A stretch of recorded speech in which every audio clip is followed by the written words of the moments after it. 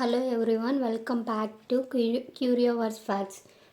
Today మనం execution of C program గురించి నేర్చుకుంటున్నాం. ఫస్ట్ మనం ఒక సి ప్రోగ్రామ్ని రాసే ముందు అసలు ప్రోగ్రామ్ ప్రోగ్రామ్ రాస్తున్నాం, ఓకే, అది ఎలా ఎగ్జిక్యూట్ అవుతుంది, వీటన్నిటి గురించి ఇంటర్నల్లీ అది ఎలా జరుగుతుంది, ప్రాసెస్ మొత్తం ఎలా జరుగుతుంది అనేది మనం ఇప్పుడు తెలుసుకుంటాము.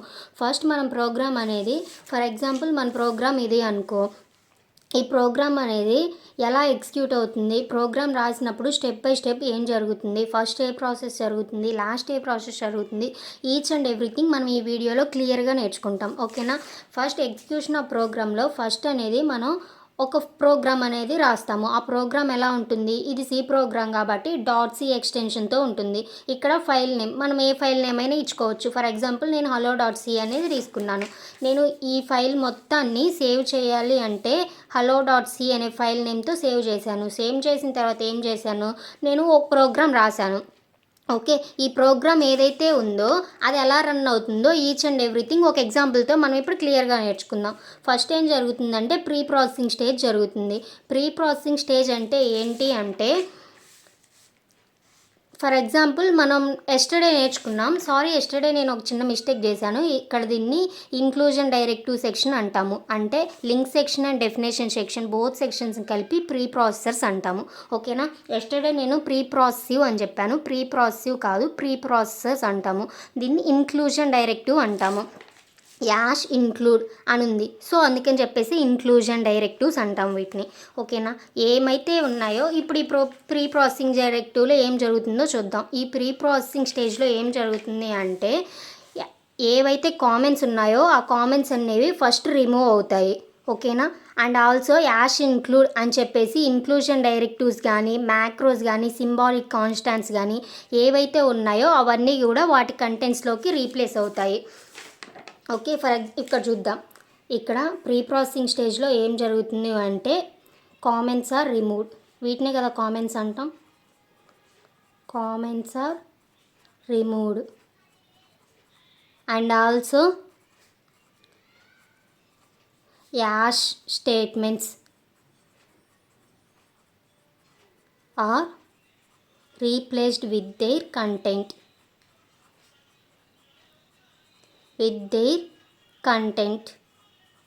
Okay, hash statements are replaced with their content. Pre processing స్టేజ్లో ఏం జరుగుతుంది, సేమ్ .c అంటే సేమ్ సి స్టేట్మెంట్స్ ఏవైతే అవే ఉంటాయి, ఆబ్జెక్ట్ కోడ్గా చేంజ్ అవ్వదు. సోర్స్ కోడ్కి అంటే hello.cకి దీని pre processing stage output hello.i. దీనికి ఈ రెండింటికి డిఫరెన్స్ ఏంటి అంటే, ఇక్కడ ప్రీ ప్రాసెసివ్ డైరెక్టివ్స్ కామెంట్స్ ఉంటాయి, ఇక్కడ కామెంట్స్ అనేవి రిమూవ్ అవుతాయి, యాష్ స్టేట్మెంట్స్ అనేవి replaced with the content. And next one వచ్చేసరికి కంపైలేషన్. ఈ కంపైలేషన్ స్టేజ్లో ఏం జరుగుతుంది అంటే, ఫర్ ఎగ్జాంపుల్ ఇప్పుడు మీరు సి కోడ్ రాశారు. ఇప్పుడు ఏంటి, ప్రీ ప్రాసెసింగ్ స్టేజ్ ఇది అయిపోయింది. ప్రీ ప్రాసెసింగ్ స్టేజ్లో ఈ 2 స్టెప్లు అయిపోయినాయి. నెక్స్ట్ ఏముంటుంది, కంపైలేషన్ స్టేజ్లో కంపైలేషన్ కోసం మెయిన్ స్టేట్మెంట్ దగ్గర నుంచి అన్నీ ఎగ్జిక్యూట్ చేసుకుంటూ వస్తాం. వచ్చినప్పుడు ఏం జరుగుతుందంటే, ఫర్ ఎగ్జాంపుల్ ఇక్కడ నేను సెమీకాలన్ మర్చిపోయానే అనుకో, ఫర్ ఎగ్జాంపుల్ ఇది మర్చిపోయాం, అప్పుడు ఏం జరుగుతుంది, ఎర్రర్ చూపిస్తుంది. అంటే సింటాక్స్ కరెక్ట్గా ఉన్నాయా లేవా, ఓకే. ఫర్ ఎగ్జాంపుల్ నువ్వు డబుల్ కోట్స్ పెట్టడం మర్చిపోయావు అనుకో, ఎర్రర్ వస్తుంది. ఎర్రర్ వస్తుంది. సో అందుకని చెప్పేసి కంపైలేషన్ స్టేజ్లో ఏం జరుగుతుంది అంటే, సింటాక్స్ ఎర్రర్స్ ఏమన్నా ఉన్నాయా లేవా, నువ్వు ఫర్ ఎగ్జాంపుల్ ఇక్కడ మనం ఏదైనా డిఫైన్ చేసామో అనుకో, ఇంట్ a = 10 అని చెప్పేసి, ఇక్కడ వేరియబుల్ డిక్లరేషన్ కరెక్ట్గా ఉందా లేదా, డేటా టైప్ కరెక్ట్గా ఉందా లేదా, ప్రీ డిఫైన్ డేటా టైపా కాదా, అవన్నీ కూడా చూసుకుంటుంది అనమాట. చూసుకొని ఇన్ కేస్ ఏమైనా సింటాక్స్ ఎర్రర్స్ వస్తే ఏం జరుగుతుంది, సింటాక్స్ ఎర్రర్స్ వస్తే మళ్ళీ సోర్స్ కోడ్లోకి మనం వెళ్ళి ఆ ఎర్రర్స్ అనేవి చెక్ చేసుకొని వాటిని ఎర్రర్స్ అనేవి క్లియర్ చేసుకొని మళ్ళీ రావాలి. ఇన్ కేస్ ఎర్రర్స్ ఏమీ లేవు అనుకో, అప్పుడు అసెంబ్లర్లోకి వెళ్తుంది, ఓకే. ఈ కంపైలేషన్ స్టేజ్లో ఈ సి కోడ్ అనేది ఇంటర్మీడియట్ కోడ్గా చేంజ్ అవుతుంది. సి కోడ్ అనేది ఇంటర్మీడియట్ కోడ్గా చేంజ్ అవుతుంది. మనకు తెలుసు కదా, మనం లాస్ట్ క్లాస్లో నేర్చుకుందాం ఇంటర్మీడియట్ కోడ్ అంటే ఏంటిది, move A, okay, add B, ఇలా ఏవైతే జరుగుతాయో వాటిని ఇలా ఫర్ ఇలా సమ్ ఇంగ్లీష్లో ఉన్న వాటిని మూవ్, యాడ్, సబ్ ఇలా ఉంటే వాటిని ఇంటర్మీడియట్ కోడ్ అంటాము. ఇంటర్మీడియట్ కోడ్లో సేమ్ కంపైలేషన్ స్టేజ్లో జరుగుతుంది. ఆ తర్వాత ఇక్కడ వచ్చే అవుట్పుట్ ఏదైతే ఉందో అది అసెంబ్లర్కి ఇస్తామన్నమాట. ఈ అసెంబ్లర్ ఏం చేస్తాడు, ఈ సి స్టేట్మెంట్స్ ఏవైతే ఉన్నాయో వాటిని ఆబ్జెక్ట్ కోడ్లోకి చేంజ్ చేస్తాడు. ఓకేనా? ఓకే, అసెంబ్లర్ సి స్టేట్మెంట్స్ని ఆబ్జెక్ట్ కోడ్లోకి చేంజ్ చేస్తారు.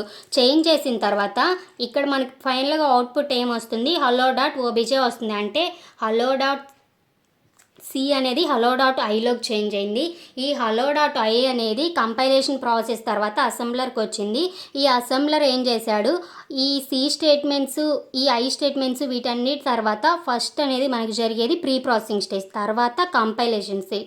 Third one is first stage pre processing stage, second stage compilation stage, third stage assembly stage, fourth stage is linking stage. Okay, ఈ అసెంబ్లర్ ఏం చేస్తాడు, ఆబ్జెక్ట్ కోడ్గా చేంజ్ చేస్తాడు. ఈ ఆబ్జెక్ట్ కోడ్ అనేది మనం లింకర్కి ఇస్తామన్నమాట. లింకర్ ఏం చేస్తుంది, లింక్ విత్ సిస్టమ్ లైబ్రరీస్. అంటే మనం ఇచ్చిన ఆబ్జెక్ట్ కోడ్ ఏదైతే ఉందో ఆ కోడ్ని సిస్టమ్ లైబ్రరీస్తో లింక్ చేస్తుంది.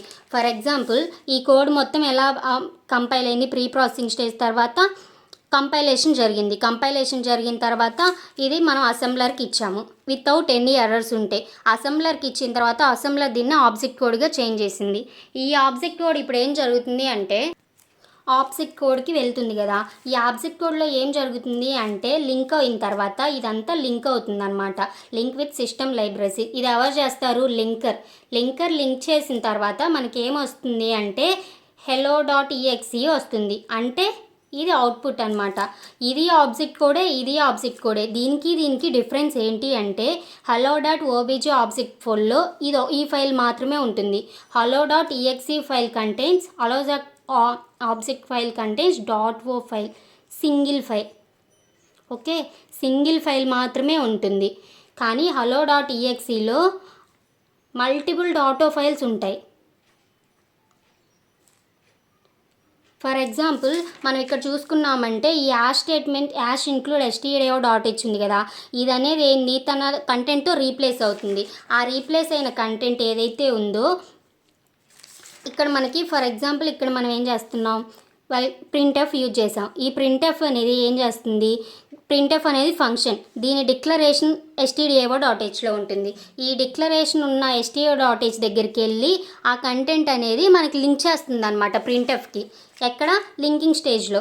ఓకే, లింక్ చేసిన తర్వాత ఈ multiple dot files stdio dot H ఏదైతే ఉన్నాయో ఇవన్నీ లోడర్లో లోడ్ అవుతాయి అన్నమాట. లోడ్ అయిన తర్వాత డైరెక్ట్గా ఎగ్జిక్యూట్ అవ్వు. ఈ file hello dot EXE file అనేది లోడర్లోకి వెళ్తుంది. ఈ లోడర్ ఆల్ ఫైల్స్ని ఈ లోడర్ అనేది ఈ మొత్తాన్ని ఏం చేస్తుంది అంటే ర్యామ్లోకి లోడ్ చేస్తుంది అనమాట. ఓకే, ర్యామ్లోకి లోడ్ చేసిన తర్వాత ర్యామ్ ఏం చేస్తుంది అంటే స్టోర్ చేసుకుంటుంది ఈ డేటాని.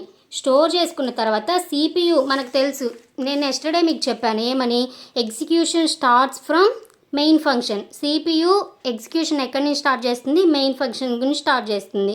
ఓకేనా? మీకు ఒక question, who executes the programme?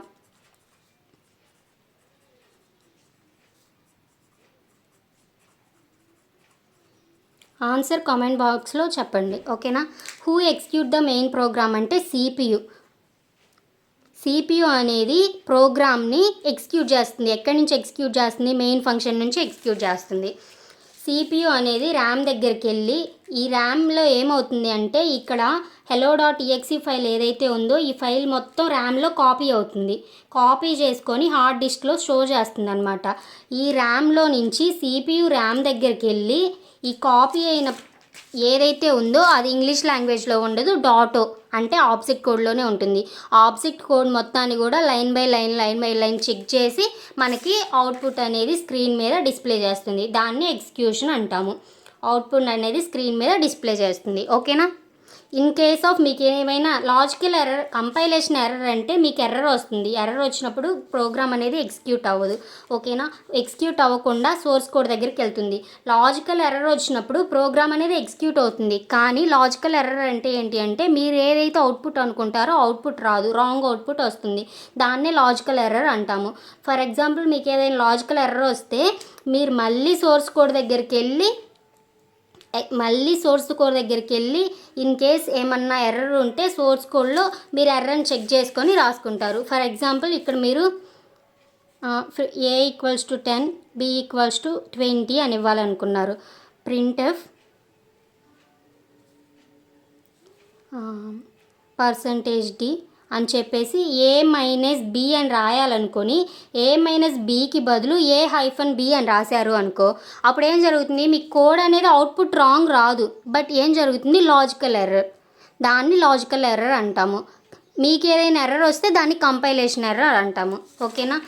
This is about our execution of C program. ఇది very very very very important. ఎందుకంటే మీరు ఒక కోడ్ రాస్తున్నప్పుడు యాజ్ ఏ ప్రోగ్రామర్గా మీరు కోడ్ రాసినప్పుడు ఆ కోడ్ ఎలా ఎగ్జిక్యూట్ అవుతుంది, ఇంటర్నల్గా ఎలా జరుగుతుంది, ఏం జరుగుతుంది అనేది తెలుసుకోవడం చాలా అంటే చాలా important. Without knowing this knowledge మీరు ప్రోగ్రామ్ రాసినా అది ఎలా జరుగుతుంది, ఏం జరుగుతుంది, అసలు ర్యామ్లో ఎలా స్టోర్ అవుతుంది, ప్రోగ్రామ్ని ఎవరు ఎగ్జిక్యూట్ చేస్తున్నారు, ఇవన్నీ తెలియకుండా మనం ఎంత నేర్చుకున్నా కానీ అది జీరో నాలెడ్జ్ అనమాట. ఓకేనా? ఇన్ కేస్ మిమ్మల్ని ఎవరైనా క్వశ్చన్ అడిగితే అసలు ప్రోగ్రామ్ ఎగ్జిక్యూషన్ ఎక్కడి నుంచి స్టార్ట్ అవుతుంది అంటే మెయిన్ ఫంక్షన్ దగ్గర నుంచి అని చెప్పండి. అసలు ప్రోగ్రామ్ ఎగ్జిక్యూట్ చేసేది ఎవరు అని చెప్తే CPU అని చెప్పండి. Okay, this is about today class. Thank you.